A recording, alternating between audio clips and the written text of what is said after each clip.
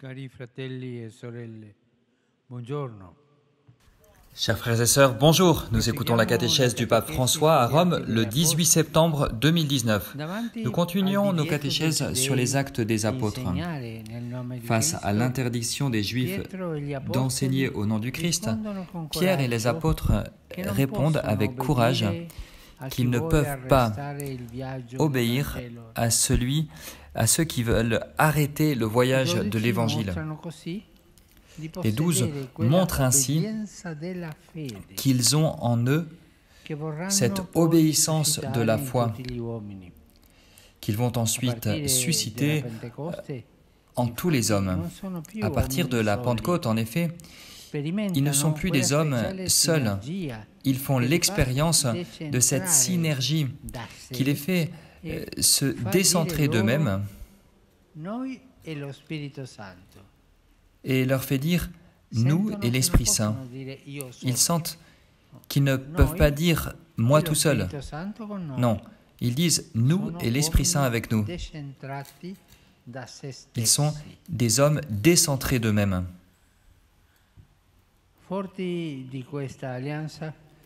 Fort de cette alliance, les apôtres ne se laissent pas intimider par les autres. Ils ont un courage impressionnant. Rendons-nous compte, ils avaient été craintifs, ils s'étaient tous enfuis quand Jésus avait été détenu par la police de l'époque. Ils s'étaient tous enfuis. De couard à courageux. Pourquoi? Parce que l'Esprit Saint était avec eux. Et c'est la même chose pour nous.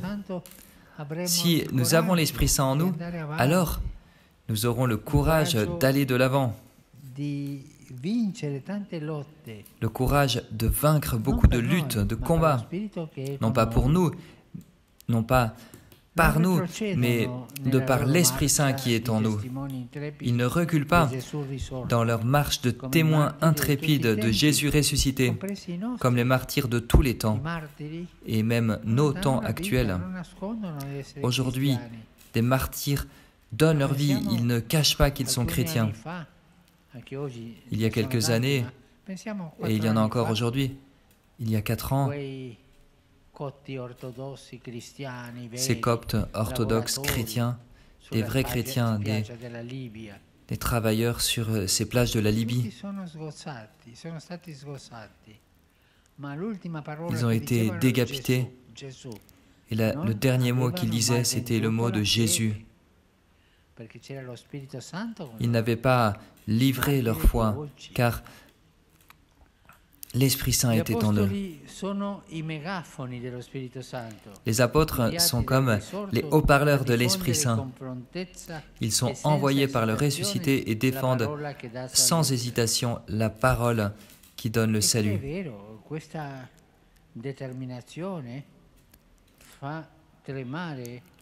Et cette détermination fait trembler le système religieux juif de l'époque qui se sent menacé et qui répond avec violence et avec des condamnations à mort.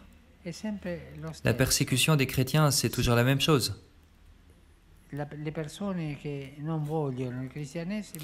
Les personnes qui ne veulent pas le christianisme se sentent menacées.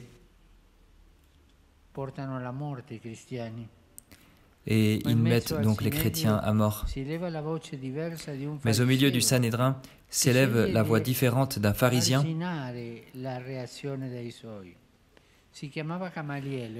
qui choisit de raisonner la relation de ses pairs. C'était Gamaliel, un homme estimé par tout le peuple. C'est à son école que saint Paul avait appris à observer la loi des pères. Gamaliel donc prend la parole et il montre à ses frères comment exercer l'art du discernement dans des situations qui dépassent nos schémas actuels de pensée. Il le fait en donnant l'exemple de certains personnages qui s'étaient élevés en Messie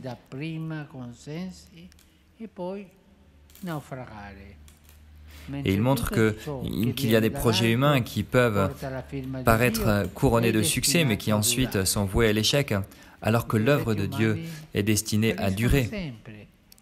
Les projets humains, finalement, trouvent un échec. Pensez à tant de projets politiques et ils changent d'un côté à l'autre dans tous les pays. Pensez aux grands empires. Pensez aux dictatures du siècle passé. Elles se sentaient très puissantes, elles pensaient qu'elles dominaient le monde. Mais ensuite, elles sont toutes tombées, et aujourd'hui encore. Pensez aux empires d'aujourd'hui. Les empires d'aujourd'hui tomberont aussi si Dieu n'est pas avec eux. Car la force des hommes ne dure pas. Seule la force de Dieu dure. Et pensons à l'histoire des chrétiens et à l'histoire de l'Église, avec tant de péchés, tant de scandales, tant de mauvaises choses pendant ces 2 siècles. Et pourquoi l'Église n'est-elle pas tombée? Eh bien, c'est parce que Dieu est là. Nous sommes pécheurs. Et nous, parfois, nous causons du scandale. Mais Dieu est avec nous. Et Dieu nous sauve, nous, et ensuite sauve les autres personnes. C'est le Seigneur qui sauve. La force, c'est Dieu qui est avec nous.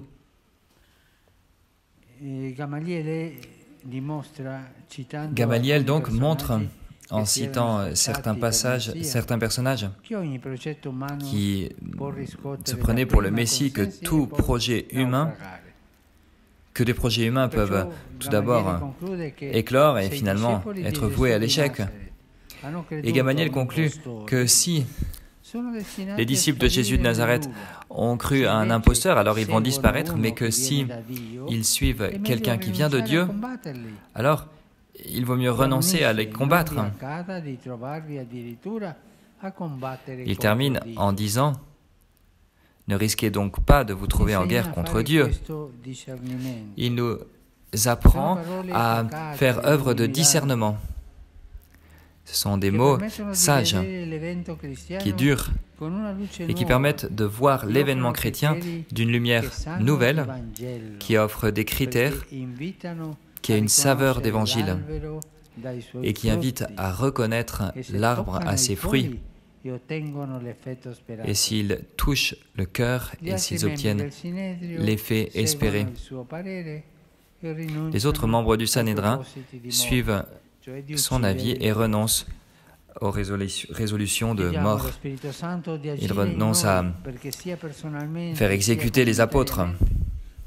Et alors nous aussi, personnellement et communautairement, prions pour pouvoir acquérir cette habitude de discernement,